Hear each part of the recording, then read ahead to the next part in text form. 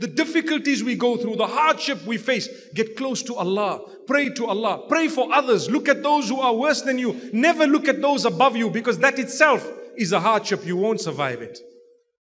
You have a problem. Let me give you some of the hardships people face today. Financial hardship. Very difficult. The world is actually like a whole ship that is rocking at the moment. You don't know which way it's going to sway next. You have your money. While you're holding it, it's losing value. Imagine what type of a robbery that is. I'm holding it. It's in my hand, but it's going. I hold it tight. I sleep with it under my pillow. When I get up in the morning, it's half its value. What happened? Well, it's a hardship. How do I go through this? Usually financial hardship, we tell people to adjust their lifestyle, because a lot of the times we are buying things we don't need. We are spending money based on what we used to have in terms of finance. Now we don't have that, so don't have the same buying habits. Call your family together and tell them, look, we are going through a little bit of hardship. We will have to remove you from that school because we cannot afford the fees. Be honest. It will help you survive. We cannot afford the fee anymore, so I'm going to take you out and we're going to put you into another school.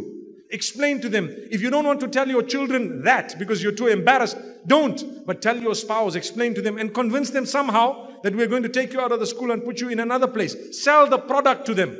But you have to downgrade your life. It will help you through your hardship. If you don't, and if you want to live on credit and you go to the banks and get the loans, that itself is a hardship. We won't be able to help you for that one, because Allah told you not to do that.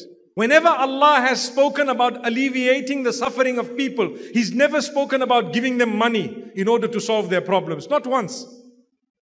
He's spoken about giving them contentment, making them happy with what they have been given. But we've become materialistic. The whole globe runs behind the latest. The latest. It becomes such a bad habit. Such a bad habit. The handbags must be the latest. The shoes must be the latest. The perfumes must be the latest. The car must be the latest. The phones must be the latest. The bathrooms and kitchens must be the latest. Everything must be the latest, such that the day you don't have that level of finance, you are suicidal, let alone depressed. So one of the ways of helping yourself through financial hardship is by adjusting your life, and don't be embarrassed to do that, because you will be a role model to others. Role model. This is why we are taught that when you are wealthy, when you have position, be humble. One day it might go. If you were close to the ground, when you fall, you don't really get hurt. You stand up and you just walk again. But when you're flying in the sky and you fall, your balloon popped, Allahu Akbar, what happened? You came crashing down, and as you fell, you broke all your bones. It was embarrassing. Now I can't even get up.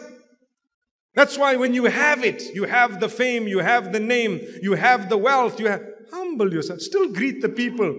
Talk to them. Be okay with them. Try and help as much as you can. Smile. Go to the masjid. Read in the first saf or whatever else. Be a man. I know of some extremely wealthy people who wouldn't miss a salah. I know of a brother who would not miss an adhan. Adhan. That means he's in the masjid prior to the adhan. Gone. May Allah subhanahu wa ta'ala help us.